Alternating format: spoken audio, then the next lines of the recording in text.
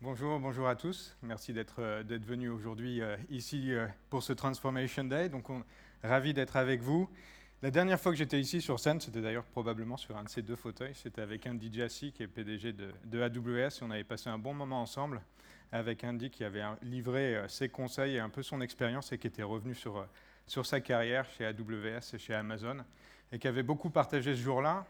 Et il y a une raison pour laquelle on aime beaucoup être à Station F, c'est qu'il y a une énergie absolument fantastique ici, et j'espère que vous la voyez. Donc je ne pouvais pas penser meilleur lieu que celui-ci pour faire ce Transformation Day aujourd'hui. Donc quand on est à Station F, forcément, on commence en parlant de start-up. Et aujourd'hui, je voulais revenir sur 3 startups qui ont utilisé AWS et ses services pour se créer et pour lancer leurs applications.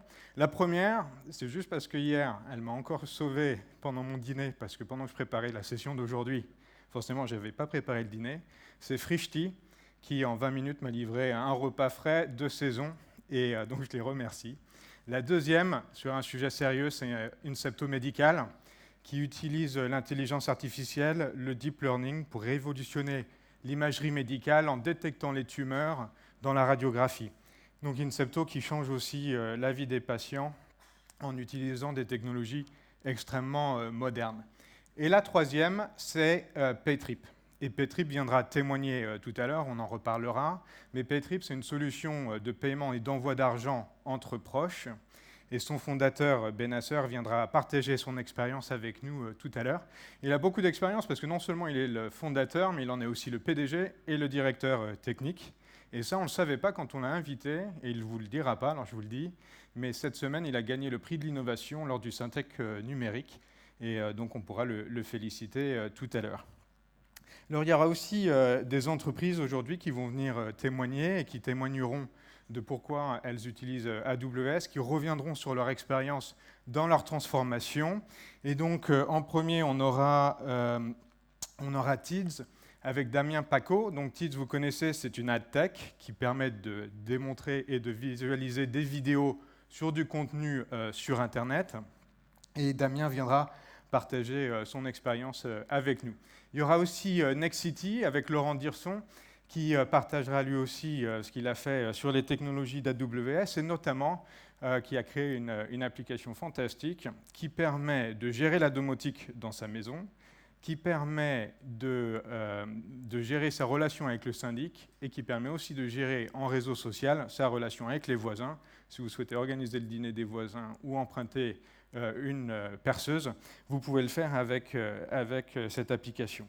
Et le troisième, ça sera Veolia, avec un témoignage sur comment migrer ces workloads dans le cloud. Et il y aura Hervé Dumas qui viendra présenter son expérience. Il y a beaucoup d'expérience parce que Veolia était la première entreprise du CAC 40 à avoir une stratégie data centerless, donc une expérience qui sera aussi intéressante. Donc aujourd'hui, il y a beaucoup de clients qui continuent de se transformer grâce aux technologies du cloud AWS. On est ravis qu'ils puissent venir partager leur expérience avec nous ce matin et cet après-midi. Alors, ça fait maintenant un petit peu plus d'1 an que je suis chez AWS et j'ai eu l'occasion, la chance, de rencontrer beaucoup de clients. Et souvent, un des sujets qui revient, c'est pourquoi se transformer et pourquoi se transformer grâce à AWS et quels sont les retours sur cette transformation et sur les raisons du choix d'AWS. Et je pense que finalement, il y a 3 grandes catégories aujourd'hui dans ces choix-là. La première sont les raisons techniques du choix d'AWS pour les avantages inhérents au cloud avec l'agilité et l'élasticité, donc ce qui vous permet d'utiliser les ressources informatiques et les services dont vous avez besoin au bon moment. Vous n'avez plus besoin de prévoir une capacité dès l'origine pour les pics. Vous pouvez augmenter la puissance nécessaire ou la réduire. Vous pouvez lancer des nouveaux process ou les arrêter s'ils ne fonctionnent pas. Et donc ça, ce qui transforme sur la troisième raison, qui sont les coûts. Ça permet d'avoir des coûts mieux maîtrisés, de ne payer que pour ce que vous consommez et aussi de transformer des investissements souvent importants en capitaux en dépenses opérationnelles. Et ces 3 choses combinées permettent ensuite de libérer l'innovation. Alors pourquoi? Parce que l'innovation, si de lancer de nouveaux process, si de tester de nouvelles idées, ça coûte cher, eh bien, ça limite un petit peu l'étendue du possible. La deuxième, c'est que si vous pouvez essayer et si ça marche, vous continuez et vous augmentez, ça libère aussi. Et la troisième, c'est que ça libère les talents, ça libère la réflexion, ça vous permet de supprimer les tâches non différenciées et du coup d'avoir vos ressources qui réinvestissent dans l'innovation pour créer de nouveaux services, pour améliorer l'expérience des clients et pour créer de nouveaux business models. Et finalement, le dernier point qui est assez nouveau dans les conversations, c'est le passage dans le cloud et la transformation pour des raisons de sécurité et de conformité, donc de bénéficier des énormes investissements réalisés dans la sécurité, de réaliser que grâce à la transparence et grâce aux process que vous pouvez mettre en place, la sécurité est améliorée. Alors ça, c'est la première raison, c'est donc les raisons techniques de la sélection du cloud d'AWS. La deuxième, c'est l'expérience. Donc ça va bientôt faire 14 ans que nos premiers services ont été mis sur le marché avec S3 en 2016. Mais la deuxième grande raison, catégorie de raisons, c'est l'expérience d'AWS, c'est la rapidité d'innovation et de nouveaux services, et c'est l'excellence opérationnelle. Le fait que vous savez que ça va marcher. Et c'est pour ça qu'aujourd'hui, AWS est reconnu comme le leader cloud pour la 9e année consécutive par Gartner. Et je vous invite à voir et à télécharger sur le site de Gartner cette analyse qui est extrêmement enrichissante. Et cette expérience, elle se voit sur de nombreux sujets. Je vais juste en parler d'un seul qui est du SAP. Ces 11 années d'expérience, notamment avec SAP, permettent aujourd'hui à nos clients de continuer de se transformer, d'accélérer leur transformation en migrant leur SAP existant vers le cloud, en migrant et en créant les bases ANA et en gérant leur migration vers S4. Et ces 11 années d'expérience sont extrêmement importantes et l'innovation, même sur ces sujets-là, continue extrêmement rapidement. Cette semaine, on a annoncé notamment de nouvelles machines ANA disponibles avec 24 Tera de mémoire. Et donc l'innovation continue d'aller extrêmement vite. De nouveaux outils sont publiés pour faciliter les migrations de bases de données et d'obtenir des résultats extrêmement intéressants. En moyenne, on constate que nos clients ont 30 à 40% d'économie sur leur TCO SAP dans la première année de leur passage sur le cloud d'AWS. Donc ça, c'est la deuxième raison, c'est l'expérience, la rapidité d'innovation et la performance opérationnelle. Et la troisième raison, c'est la culture. Et quand vous changez, quand vous choisissez un nouveau fournisseur pour vous accompagner dans cette transformation, vous avez le choix d'une société avec qui vous avez envie de travailler, d'une société pour qui la culture est aussi importante et de choisir un fournisseur qui convient à ce que vous essayez de faire. Et nous, chez AWS et chez Amazon de manière plus large, notre mission, c'est d'être la société la plus customer-centric sur Terre. Et ça, c'est, j'espère, un bénéfice pour vous, parce qu'on commence toutes les innovations, 90% de l'innovation chez AWS vient des retours de nos clients. Et ça, c'est ce qu'on appelle le working backwards. On travaille à l'envers par rapport à nos clients. Donc on vient vous voir, on prend vos retours, on améliore nos produits en fonction de ce que vous nous dites. Et donc ça, c'est vraiment la troisième raison, c'est la culture, la possibilité de choisir aujourd'hui une culture qui vous correspond avec un nouveau fournisseur. Alors, et c'est pour ça qu'on a choisi cette citation de Jeff, qui sont que les inventions qui sont celles qui ont le plus d'impact permettent aux autres de libérer leur créativité et de poursuivre leurs rêves. Et c'est pour ça qu'on parlait tout à l'heure de l'innovation et de comment améliorer l'innovation. Alors aujourd'hui, on a un agenda chargé avec un certain nombre de sujets dont j'ai parlé tout à l'heure, mais on va aussi parler des sujets qui sont parfois des freins à l'adoption du cloud et sont parfois des freins à la transformation. Alors aujourd'hui, tous les voyants sont au vert pour passer dans le cloud. On le sait parce qu'il y a des entreprises de toute taille, de tout secteur, régulées, non régulées, qui ont réussi leur transformation, qui ont réussi leur passage dans le cloud et qui ont réussi à adresser certains sujets qui reviennent fréquemment, comme la sécurité et la conformité, on en parlera, comme la réversibilité, on en parle souvent, le fameux lock-in dont on nous parle de temps en temps, ou même souvent. Et en fait, le lock-in, aujourd'hui, il n'y a plus de lock-in technologique avec AWS, il n'y en a jamais eu d'ailleurs, mais il n'y a pas de lock-in technologique avec AWS, il n'y a pas de lock-in commercial non plus. Notre culture, notre stratégie, c'est de travailler tous les jours pour mériter votre confiance et que vous souhaitiez continuer de travailler avec nous. Vous pouvez mettre des plans de réversibilité en place, on vous accompagne. Et donc, ce qu'on souhaite et ce qu'on espère, c'est avoir un lock-in émotionnel, mais ni financier et ni technologique. Donc vous continuez à travailler avec nous parce que vous aimez ça. Donc ça, c'est ce deuxième point sur pourquoi nous travaillons ensemble et ce qu'on essaye de réaliser ensemble. Et le dernier, c'est les talents, souvent un point qui revient. Mais les talents, vous les avez déjà. Et souvent, on peut, avec vous, travailler avec vos équipes sur la formation, qu'elle soit en ligne, qu'elle soit en présentiel en classe, pour arriver ensuite à des certifications pour vos ressources et pour que celles-ci puissent ensuite contribuer à votre transformation et au déploiement de nouvelles applications et aux migrations vers le cloud. Donc on est ravis de vous accompagner, on accompagne nos partenaires, on accompagne les sociétés de toute taille, ça va des startups qui viennent de se lancer jusqu'aux très grands groupes qui forment plus de 1000 personnes par an, pour vous accompagner dans cette transformation. Et un dernier sujet, parce qu'il nous tient très à cœur, c'est AWS Restart, qu'on a annoncé en début de semaine, avec une première promotion de 17 étudiants qui ont rejoint des formations vers le cloud pour retrouver un emploi. Donc cette première promotion, c'est 17 jeunes à qui on a permis d'être formés et qui aujourd'hui travaillent avec nos partenaires, travaillent avec nos clients pour retrouver un emploi. Et on va continuer cet investissement dans ces formations. On a créé une dynamique autour de cette promotion de 17 jeunes qui est absolument fantastique. Et on compte sur votre support pour nous aider là-dessus, donc pour leur offrir des opportunités de travail, que vous soyez un de nos partenaires ou un de nos clients. Donc si vous souhaitez y contribuer avec nous, on en serait absolument ravis. Donc venez nous voir sur ce sujet. Et donc, il y a trois grands aspects à ce programme. C'est 12 semaines de formation. Ce sont des gens qui postulent pour en faire partie. Et ensuite, ils sont formés aux technologies du cloud. C'est un niveau équivalent à une certification AWS, mais aussi au travail d'équipe, au travail en entreprise. Et ensuite, on travaille avec eux et des recruteurs potentiels.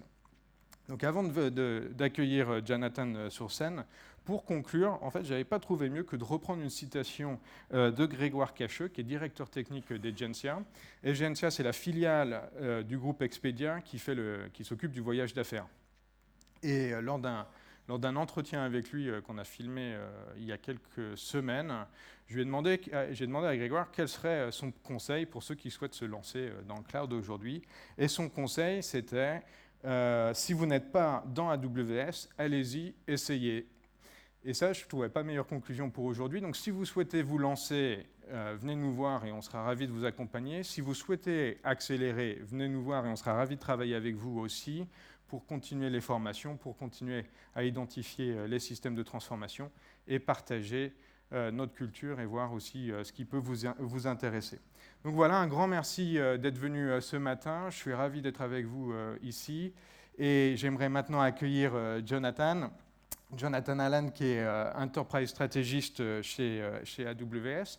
Et Jonathan a rejoint AWS en mai 2017. Il travaillait avant chez un de nos clients en Angleterre où il était Chief Technical Officer.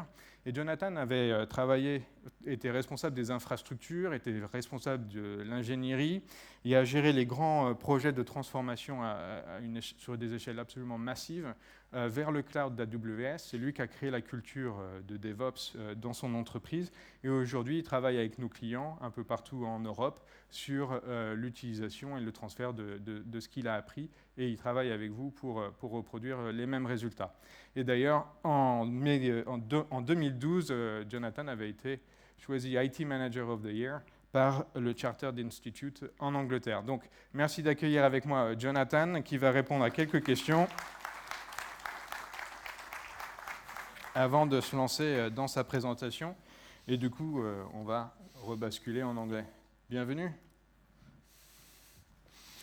Thank you. So, Jonathan, you've worked with hundreds of customers across the world. You've worked with many enterprises in many different sectors. Mm-hmm. What would be the common theme that comes out from those questions? What would be the most obvious question people ask you? Well, good morning, everybody.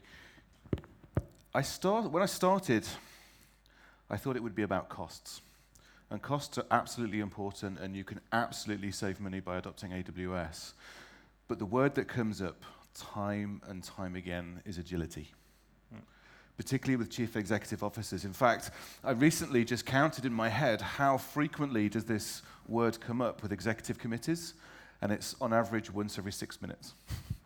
So the agility factor that customers want is actually really one of the most powerful conversations we're having customers at the moment. It's how can I be faster? A lot of executives I know are starting to set really interesting goals. As we know, delivering technology projects has often taken many months, sometimes years. Now they're saying, get to production in 90 days with an idea.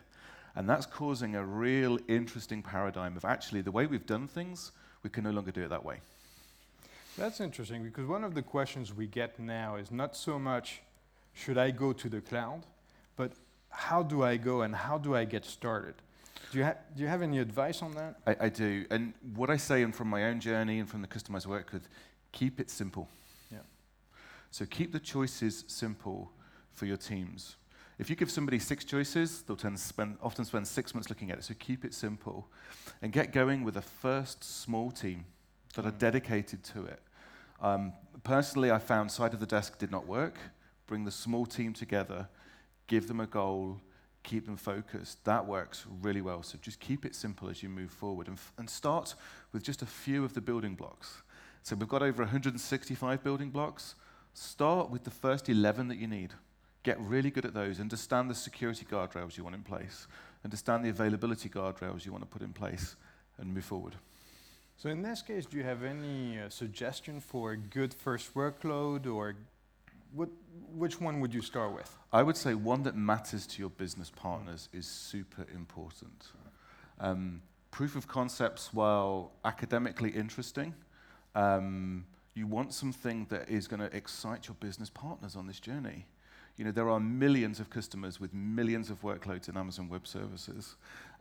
It works. So pick something that's really going to make a difference to your business, that you can set a goal, like I'm going to get this live in 90 days. And this is a problem I've got with my customers.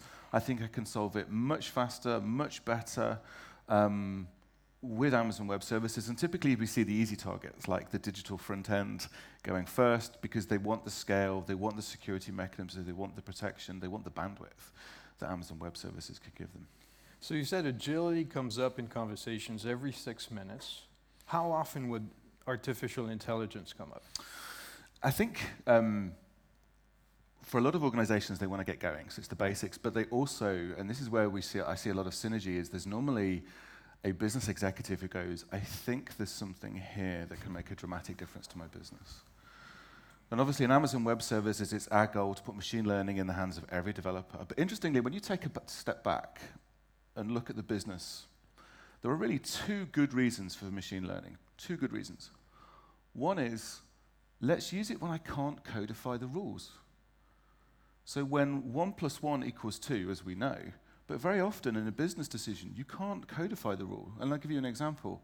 So Fender, who makes some of the most amazing musical instruments in the world, they've used machine learning for pattern matching to identify the right wood with the right grain that's going to make a really suitable instrument.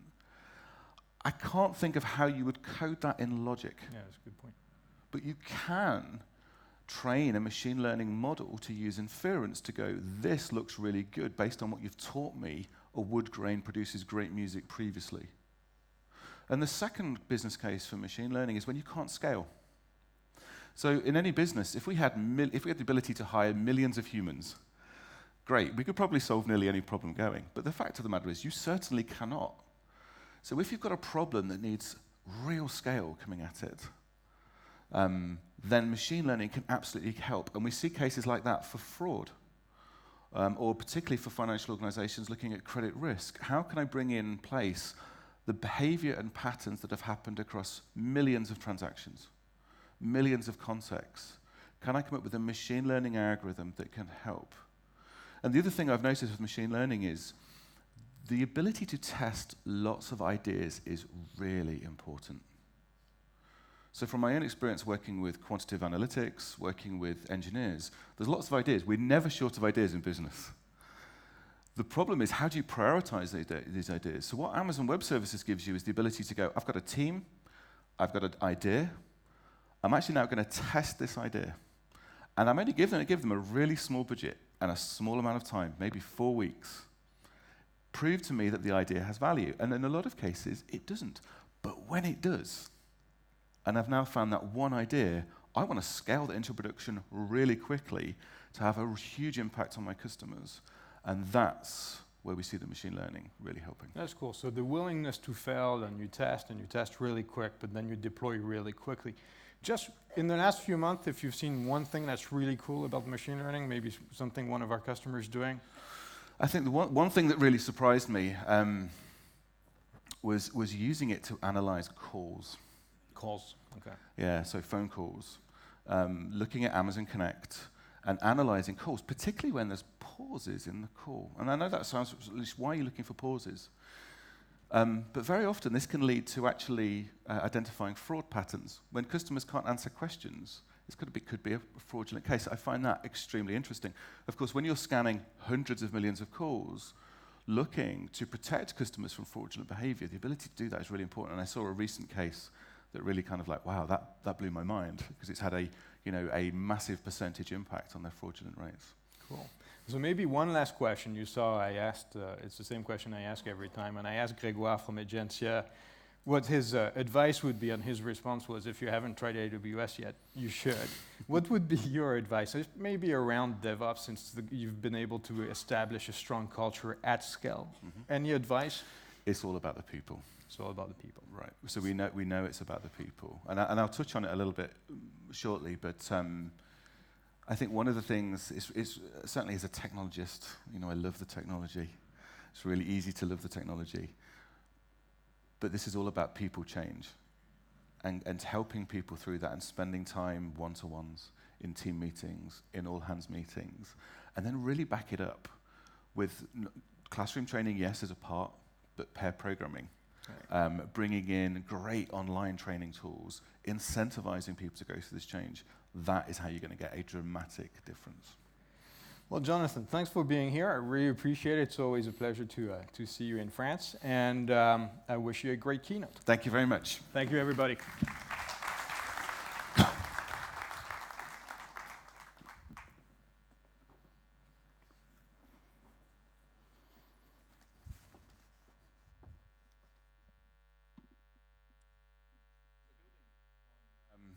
What I just said, when we look at the patterns of enterprises and what I've been working with around the world, I'm seeing two major things happen.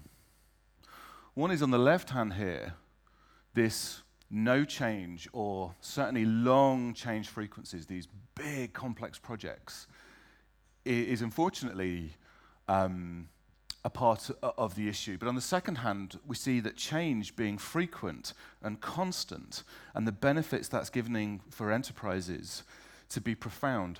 So I'm going around the world speaking to customers who are on both ends of this spectrum and in the middle.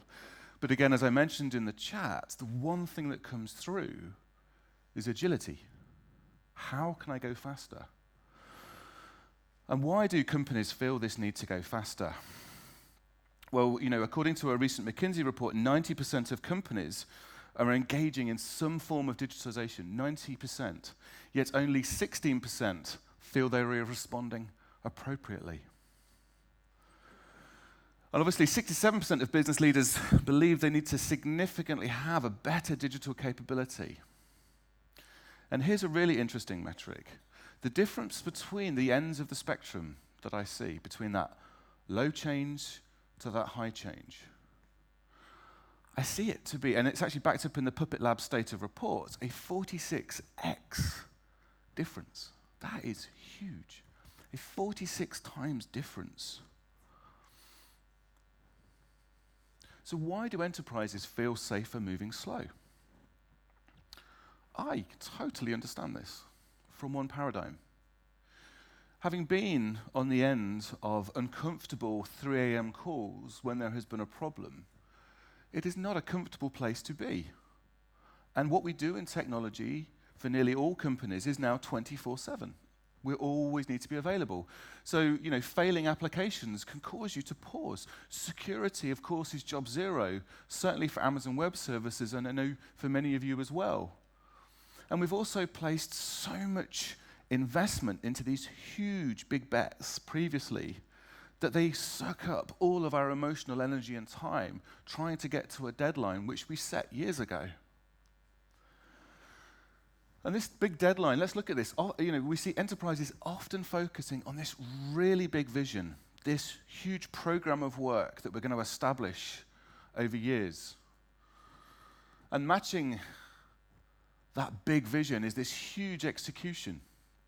And of course, when we do these big projects, we spend many months in pre-planning, trying to figure out the unknown unknowns. We spend months doing it and planning judiciously on Gantt charts. And then, of course, because this is the only big thing that people are going to do for the next 2 years, every executive wants their bit of functionality into it. So what happens? The scope increases of these projects.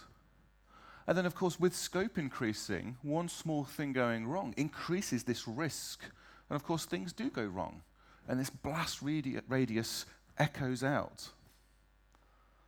And, of course, to get it over the line, we put in place manual processes. Let's just keep it going. We want to get over the line. And then, of course, who could forget launch heroics on Go Live weekend with heroines and heroes trying to get it over? I have slept under my desk for a Go Live weekend. It's not a fun thing to do. But we made a delivery goal 3 years ago, and we've got to meet it. This is not fun. So in the conversations that I have, what are the anti-patterns we see going on? And conversely, what are the positive patterns to counteract? So I would argue big bets that languish in development for extended periods need to be replaced by reducing this scope. I remember one point in my change, we moved from hundreds of projects in flight, because projects can run for flight for many, many stages. You can be in ideation for a long time. You can be in architecture for a long time. So you're doing lots of things. I think when you really look at what is making a difference, what do we need to do to comply, what is going to reduce our expenses, what is going to increase our customer satisfaction, those are the things that really matter to businesses. And really reducing the scope and zeroing in on what precisely what matters. That's really hard to do. It's easy to say, it's hard to do. It's much easier to do when you're going to test something for your business customers in a matter of weeks and get an answer whether we're going to continue or not. That's changes. And then, of course, protecting the core business and propping up the status quo. Tinkering around the edges is not going to give you the high frequency you want. So you've got to move to this continuous refactoring, this improvement of legacy systems, this continual removal of technology debt. This has got to happen all the time. And of course, you do need to look at your operating model for that. And then moving from HIPPO, anyone familiar with the acronym HIPPO? It means highest paid person's opinion. Let's use data. Let's look at the ideas. It's a competition of ideas now. And you'd be able to test those ideas quickly and know whether they're going to scale is the right place to be. And of course, silos. We have silos everywhere in businesses. And particularly with on-premise data centers, having tens of teams going from electricity to cabling to racking to stacking to network, really difficult to make it work in an agile way with that. Really difficult. I would say moving to teams that span the business and partner with the business. Surely we are all our business. And then moving from these large feature sets to maximizing the amount of work not done. So really zeroing in on what precisely needs to be done. Super important. And instead of just buying software continually, every time you buy software and install it, as you know, you then have a support agreement, you need people skilled to maintain it, you'll add on a manual process. That's really hard. We've got to instead relentlessly reducing the lead time from idea to implementation and always looking at cycle time from software development. What am I doing that's going to reduce my cycle time? If this is going to increase my cycle time, why am I doing it? And of course, instead of planning for best case and a fingers crossed, we should be testing from the moment the first code is written for security, for availability, and have principles about how we want to run this for cost.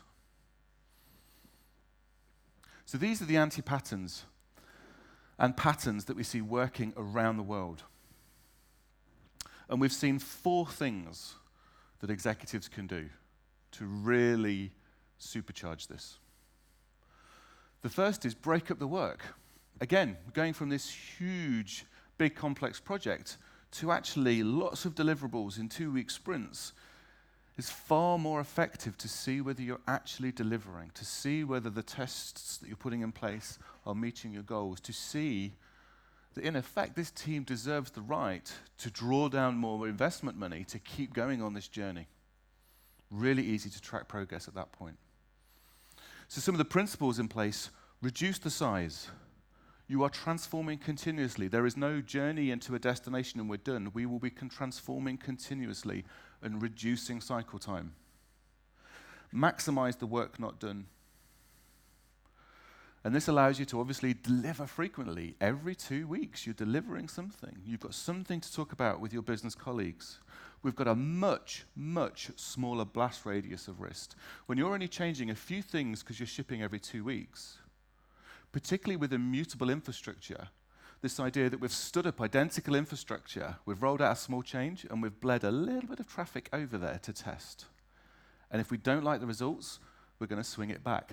That's a lot safer than a huge go-live launch weekend. And here an example from Yelp. Yelp had built a monolith of nearly 1 million lines of code. And it was a ball of string, very difficult to change. And they had long-running processes that would jam up the whole system, really hard to debug.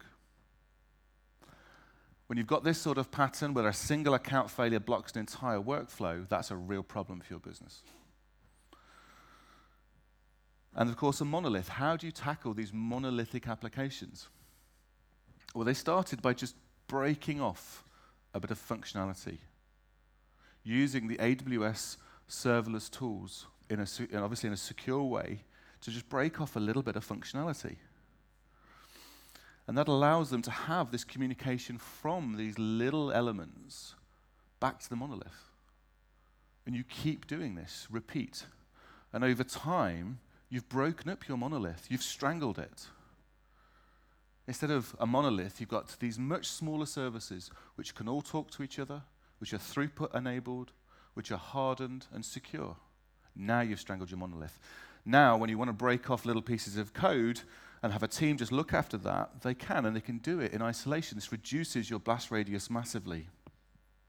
The second thing, invest in your workforce.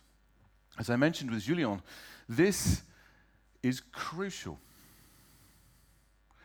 You know, we see over time, these patterns of different infrastructure and software patterns being adopted. We see patterns where if you've continually invested in your team, teams can deliver in this way. Conversely, teams that haven't go through very big cycles and maybe adopt only a few of these patterns. So what do we see coming through? Look, you have the team you need for reskilling. It was one of the things I had to realize on my journey, was thinking I needed a new team. No. The team you have is the team you need. They just need a path. And there's 3 things you're going to be fighting. This is a human nature thing. When you look at what motivates us as humans, it's typically 3 things. It's autonomy, the ability to do my job how I want to do it. Mastery, I want to be really good. I want to be known as the expert. And purpose, what I do I want to matter. When you're going from doing something previously to doing something very differently, you are messing with all 3 of those things. So as leaders, a huge responsibility is to lean into those 3 things and go, right, I'm going to give you more autonomy. You're going to be in a much smaller team, probably in a holistically skilled team. I'm going to reskill you so you are a master at this technology, and I'm going to give you purpose. We're now going to be testing business ideas really quickly, and the ones that scale, we're going to move into production really quickly. And secondly, run what you build. If you build it, you run it. This is a huge change. This breaks down the silos. This increases the quality. If you've developed something in a small team, and you've written something that goes wrong at 3 o'clock in the morning, and your teammate's woken up because of it, that code's going to get better in a hurry. And now a lot of people go, what about segregation of duty? Segregation of duty is at an individual level. You can still have 2 men or 2 lady checkers in a team. That's fine. That works. And then realign around value, not systems. For so long, we've called our teams System X or System Y, depending on which technology they've supported. No. Align into your business partners, those teams. I mean, how many times have you been involved in trade-off conversations over who is going to work on which element? Far better for your business partners to see themselves what the teams are working on, what the output is, and to shape it. And of course, the benefits of this, this cultural shift to change as constant. Continually reducing technical debt. If a team wants to change a component out, there's no longer the old way of I'm going to wait years to raise a project. This team is going to pick up this new item and change it themselves. And of course, you're putting your organization much closer to the customer. So this is what we used to look like in Old World. This is, I've got lots of different roles, and I'm going to pass from A to B to C to D to E to F, and if there's any defects, it'll go all the way down again. Smaller teams. In Amazon, we call these 2 pizza teams. Named because a team should be able to be fed by 2 American-sized pizzas. If they can't, then the team is too big. And we have thousands of these teams in Amazon. And they build and run what they build. And we see this with the merging of development and operations to bring these teams together, for the teams to largely make their choices of what they're going to use to solve this. Now, those choices can still be aligned to the principles that the leadership team have set. That is fine. In fact, I'd massively encourage you to do that, to put in place principles for your teams. And on reskilling, National Australia Bank's a really interesting example. Back in 2017, when they started their journey, they only had 7 people certified on Amazon Web Services. Now, fast forward to 2019, they've got 4,000 employees trained and well over 500 AWS certified. So averaging 12 certifications a week. This is a profound change. I went through a very similar journey as a customer myself. This puts in place a common language, a common technology language for the first time in your organization. Really powerful. And of course, once you get to 10%, just 10% of your workforce certified, why 10%? Why does that matter? Well, psychologists have known this for years, that when just 10% of a population has a passionate belief about something, the majority will always adopt. So 10% is your goal here, 10% of certified folks. And in fact, National Australia Bank now have 7% of all AWS certified individuals in ANZ. What about automating your bureaucracy? For so long, we've had these gates in place on project delivery, gates, and we're going to increase the gates every time we learn something. Well, these gates to get over are often very big hurdles. So how do you automate that bureaucracy away? What do we see going on here? Well, I would argue, let's replace these gates with gatekeepers. Let's look at how we could automate this. Let's standardize on reusable building blocks. Let's keep it simple. And obviously, finished means released. What are the benefits of this? Well, this enables teams to work with agile IT assets. They know what the guardrails are. We've approved them as a business. If you deliver to this set standard, you can go. This is a guardrail, and we're going to automate to check that you've met that guardrail. This massively shortens the ideas, the time from idea to implementation. And when you look, again, go deeper on that DevOps report, between the low performers and the exceptionally high performers, you see some staggering differences. I mean, the one that really sticks out on here for me is faster time from commit to deploy, 440 times from when I've committed code to when it's in production. That's staggering. And here, when we look at Verizon, who are moving over 1,000 workloads to AWS right now, obviously, as security is important to us all, they wanted to automate this bureaucracy. So they wanted to analyze the rules, deploy and validate and test that configuration, and check for production release approval automatically. That was their goal. So they've now got in place this compliance with security policies, this ability to run when needed. They can now empower those teams because they understand and have automated the guardrails. And of course, they've now got this rapid integration of new rules. So we're going to build and build and build on this set all the time, so people can use newer blocks and we can go faster. And this scales because it's automated. We know manual processes are not good. We know automated are very good. And then finally, build it in, don't bolt it on.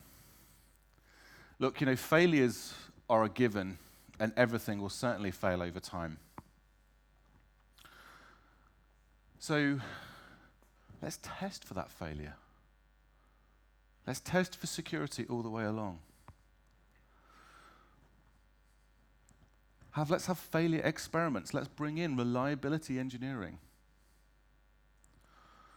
Let's have these resilient, flexible systems. Let's stop any code drift, and this builds a culture of security. In theory, if everything works perfectly for our plan, then we're good. But of course it won't. It didn't work out.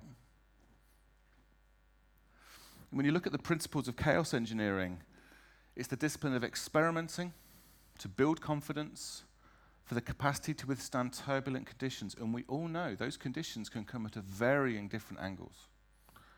That one plan of one situation is almost certainly not going to work when another situation arises. So we've got to plan. So we've got to continually be experimenting to ensure that the impact of failure is mitigated. Now, when you look at the AWS Global Platform with 22 regions, with 69 availability zones, the ability to have these availability zones, to run your applications and have your data stored across those availability zones, and to proactively shut down one of those availability zones in production, to understand that your application can withstand one of those impacted events is huge. Huge. And of course, across the world, those standard gates, those standing building blocks will still work. If a region has the feature you're looking for, great. Making compliance easy to manage. Here an example from Travelex. Travelex, headquartered in the UK but operate globally. Obviously, security incredibly important for them in their FX transactions.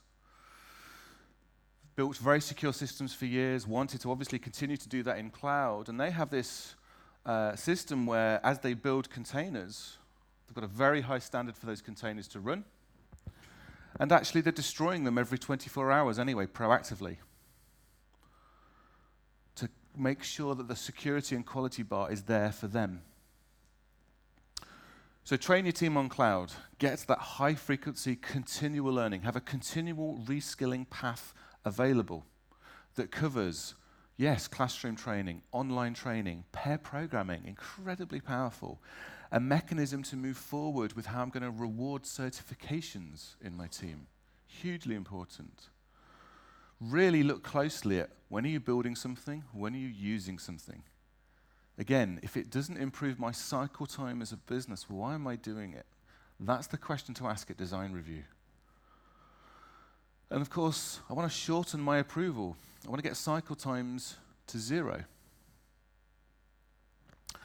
So hopefully that's given you a little bit of an insight into the patterns we see occurring. Throughout today, we've got a great agenda for you with a whole range of different topics. And with that, I'd like to say thank you very much. And introduce...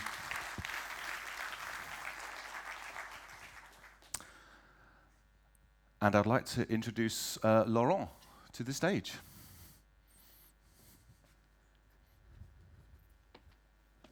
Thank you, Laurent. Thank you, Jonathan.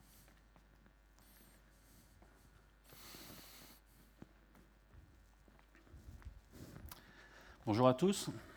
Je suis content d'être présent ce matin pour pouvoir vous présenter ce que l'on a fait sur AWS, qui plus est ces dernières années, mais aussi très récemment en termes de mass migration. Nexity, pour vous situer le contexte, nous sommes le premier acteur intégré de l'immobilier en France et nous sommes présents sur tous les métiers, aussi bien de la promotion immobilière que des services. Et nous couvrons les clients particuliers, entreprises, mais aussi collectivités. Nous avons dessiné une stratégie IT, il y a à peu près 2 ans et demi, qui est très simple. Elle se base avant tout sur une démarche Cloud First. Parce que nous sommes convaincus qu'aujourd'hui, il faut que l'IT puisse contribuer de façon plus avancée qu'elle le faisait avant sur la création de valeur. Nous avons aujourd'hui démontré, depuis à peu près 24 mois, notre capacité à pouvoir construire et co-construire des solutions avec nos métiers. Un bon exemple qui a été cité en introduction, Eugénie, notre offre de Smart Home, c'est une offre que nous avons été capables de construire en 6 mois. Pour pouvoir construire ce type d'offre en 6 mois, il faut se baser sur du cloud. On ne peut pas le faire autrement pour la simple et bonne raison qu'il faut avoir un ensemble de services disponibles. Toutes nos solutions aujourd'hui que l'on met en place sont basées avant tout sur l'agrégation de services. Un point clé, nous avons pris une décision il y a à peu près 1 an par rapport au fait qu'aujourd'hui on ne se pose plus de questions, il faut aller dans le cloud ou pas. Nous avons pris cette démarche, comme je viens de vous le dire, il y a à peu près 2 ans et demi, 3 ans. Donc nous avons lancé un programme très ambitieux de pouvoir être data centerless en juin 2019. Cette décision a été prise il y a à peu près 14 mois. Au jour près, nous avons réussi à fermer nos 2 data centers. Ce qui est important d'y retenir, c'est pourquoi nous avons fait cette démarche-là.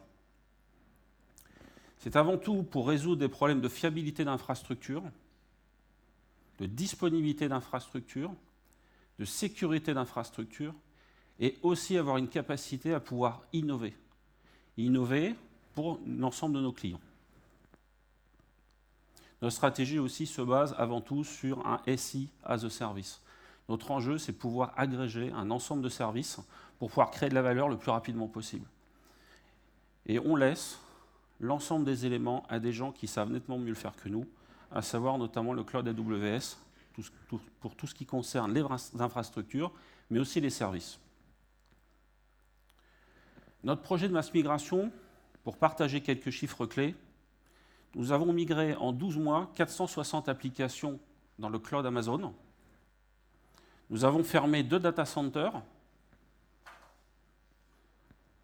un début mars 2019, le second 29 et 30 juin 2019. Nous avons préparé cette migration en 6 mois, et j'insisterai sur le terme « préparer une mass migration ». C'est fondamental. Et ensuite, nous avons migré 460 applications en 6 mois. Je ne vous cache pas que ça a été assez intense. Une chose importante, ça reprend aussi des éléments qui ont été évoqués précédemment. Pourquoi Nexity est passé data centerless ? Premier sujet, pour pouvoir avoir des infrastructures extrêmement fiables, extrêmement résilientes. Nous avons réussi à gommer l'ensemble de l'obsolescence de nos infrastructures, de nos réseaux. Nous avons aujourd'hui une capacité d'agilité que nous n'avions pas avant. Un exemple, notre offre de Smart Home Eugénie, 6 mois pour la construire, je défie quiconque de pouvoir monter ce type d'offre si on ne s'appuie pas sur ce type de technologie de cloud. La productivité, c'est une évidence. Nous avons aussi simplifié nos infrastructures, puisqu'aujourd'hui, l'ensemble de nos infrastructures, c'est du code. Nous avons aussi une capacité aujourd'hui d'innovation digitale que l'on n'avait pas avant. Nous avons aussi, de fait, réduit notre empreinte carbone, puisque nous consommons des services et nous utilisons que ce que nous consommons. Et bien entendu, cette mass migration que l'on a opérée, c'est une transition, il faut qu'elle soit le plus rapide possible pour pouvoir ensuite se transformer dans le cloud. Donc nous avons eu 2 démarches en parallèle. Depuis 2 ans, 2 ans et demi, nous construisons toutes nos solutions sur du cloud natif. Et comme nous avions tout ce legacy qui était difficilement manœuvrable, nous avons pris cette option-là. Une chose importante en termes de méthode, comme je vous le disais précédemment, nous avons fait un business case, c'est une évidence. Aujourd'hui, nous avons un TCO qui oscille entre 30 et 40% au niveau du gain. 6 mois de design. Une chose importante, c'est avoir une capacité à pouvoir avoir une vue assez exhaustive de son patrimoine applicatif. C'est important. Nous avons utilisé une méthode qui s'appelle la méthode Césaire pour pouvoir savoir est-ce que l'on fait juste du déplacement, est-ce qu'on fait un peu de refactoring, suivant en l'occurrence les patterns de migration que l'on a pu définir. Nous avons défini une structure d'accueil sur AWS, ce qu'on appelle une landing zone, pour pouvoir migrer dans un contexte industriel. Ça, c'est le mot d'ordre, l'industrialisation. Nous avons aussi monté un ensemble de fondations qui nous permettent et qui nous ont permis de pouvoir migrer ces applications en 6 mois. Un point clé de cette migration, et ça c'est extrêmement fondamental, c'est que cette migration était complètement automatisée. Le moins d'intervention humaine. Donc nous avons mis en place une usine de masse migration qui a eu en fin de compte une vélocité qui s'est accrue de sprint en sprint. Et bien entendu, avant de se lancer dans une démarche comme celle-ci, il faut faire des pilotes représentatifs de ce que l'on a à masse migrer. Ça, c'est 6 mois de travail, essentiellement de l'ingénierie.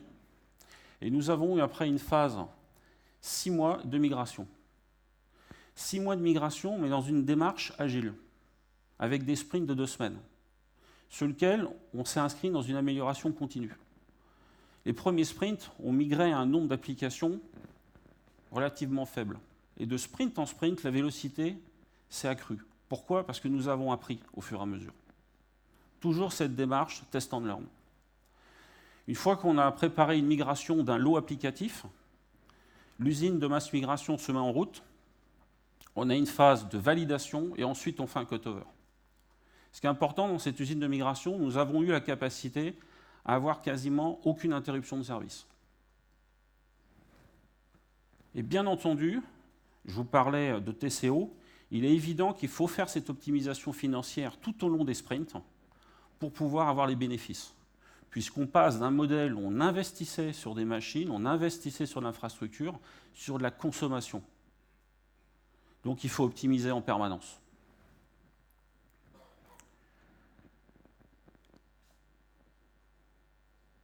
Par contre, pour réussir ce type de masse migration, il y a un ensemble de points clés que je souhaite partager avec vous ce matin en termes de retour d'expérience. Il faut avant tout s'inscrire dans un programme avec une gouvernance pour que ça puisse fonctionner. Un point clé, quand je vous disais qu'on a migré 460 applications en 6 mois avec 6 mois de préparation, il faut aller vite sur ce genre d'opération. Il ne faut surtout pas rentrer dans des effets tunnels, puisqu'un des objectifs, c'est de pouvoir transformer par la suite. S'inscrire dans une démarche industrielle, c'est fondamental. Ne pas s'imaginer faire des masses migrations en ayant une démarche dite artisanale ou manuelle. Il faut que ça soit complètement automatisé. Ce qu'on a réussi à faire. Un point clé qui a aussi été évoqué précédemment, ce n'est pas qu'un sujet technologique, il y a un sujet culturel qui est important à prendre en ligne de compte. Il a fallu qu'on onboard nos collaborateurs, qu'on puisse faire des plans de formation assez conséquents, qu'on puisse aussi détecter des potentiels et détecter des personnes qui se sont révélées par rapport à cette démarche-là. On a créé des nouveaux rôles au niveau de l'IT. Je peux vous citer un qui parle à beaucoup de personnes. Ce profil FinOps qui a une capacité à optimiser tout au long des migrations et même tout au long de la vie de ces nouvelles applications, optimiser les coûts et optimiser aussi l'architecture. Nous avons mis aussi en place un centre de compétences cloud qui est vraiment le cœur du réacteur aussi, qui sont des personnes pluridisciplinaires.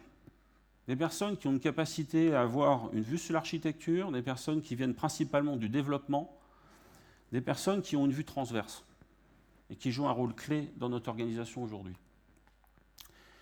Bien entendu, nous avons commencé ce voyage avec AWS il y a quand même quelques années. Nous avons fait toute une démarche d'adoption. Je reprendrai ce qui a été dit précédemment, il faut tester. Quand on teste, on apprend. Si on ne teste pas, on n'apprend pas. Et quand on apprend, on fait des erreurs. Ce qui est important sur ce genre de plateforme, c'est de pouvoir apprendre très très rapidement de ces erreurs et pouvoir rectifier le tir. C'est pour ça qu'on a fait toutes ces démarches sous forme de sprint de 2 semaines, pour pouvoir apprendre. On apprend et la vélocité va en augmentant. Bien entendu, on n'a pas fait ça tout seul. On l'a fait avec notamment des partenaires, c'est une évidence, et avec AWS. On a mis aussi en place une gouvernance du cloud, parce que là, on est sur de nouvelles approches. Comme vous le disiez précédemment, nous n'achetons plus de machines. On consomme des services. Une chose importante, c'est arriver aussi à trouver le bon niveau de collecte au niveau du portfolio applicatif. C'est là le plus complexe. Il ne faut pas avoir une collecte très, très exhaustive, mais par contre, il faut quand même avoir une collecte assez conséquente quand même. Et il faut surtout s'orienter et travailler sur une démarche itérative. Vous pouvez tester, vous apprenez des erreurs et vous augmentez votre rapidité de mass migration. Comme je vous disais précédemment, cette mass migration pour Nexity, c'est une étape. La prochaine étape que l'on est en train de travailler dès à présent, depuis septembre, puisqu'on a fermé nos data centers en juin, c'est toute la partie transformation, pour pouvoir bénéficier de l'ensemble des services qui sont offerts par cette plateforme. Donc c'est déjà bien de faire de l'infrastructure as a service. Où il y a encore plus de valeur, c'est de pouvoir utiliser les services qui sont au-dessus de l'infrastructure, ce qu'on appelle le PaaS, et qui plus est le FaaS, c'est-à-dire tout ce qu'on appelle les fonctions as a service. Et c'est comme ça qu'on peut arriver à développer et à répondre à des besoins business très très rapidement. Ça fait 14 mois que l'on a aujourd'hui toute une plateforme industrielle pour pouvoir faire de l'intégration continue, du déploiement continu. L'application dont je faisais référence tout à l'heure, nous sommes capables de déployer des nouvelles fonctionnalités sur une chaîne d'intégration à peu près en 12 minutes, de façon complètement automatique. Et surtout, le mot d'ordre, aucune intervention humaine pour pouvoir déployer. Parce que dès qu'il y a une intervention humaine, il y a un risque. Donc c'est ce que l'on est en train de faire chez Nexity aujourd'hui. C'est cette phase de transformation que l'on a enclenchée. C'est clair qu'on ne commence pas sur le cloud, ça fait déjà un bon nombre d'années que l'on est sur du cloud AWS. Et aujourd'hui, ça fonctionne. Si vous me posez la question, quel est le taux de disponibilité de nos infrastructures? Depuis qu'on est sur cette plateforme, je n'ai pas eu un problème sur la plateforme. Pas un. Précédemment, sur des data centers en propre, c'est un peu compliqué. Et c'est une vue de l'esprit de considérer qu'en interne, nous avons une capacité à offrir le même niveau de sécurité d'infrastructure, le même niveau de compliance par rapport au coût que nous offre cette plateforme. C'est impossible. Nous n'avons pas cette capacité-là et surtout, ce n'est pas notre métier premier. Notre métier premier, c'est de créer de la valeur pour nos métiers.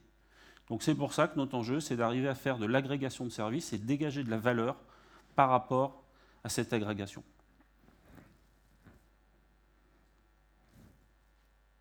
Voilà ce que je voulais partager avec vous ce matin par rapport à cette expérience qui est assez significative. Et on peut dire qu'aujourd'hui, Nexity, nous sommes 100% data centerless. Je vous remercie de votre attention.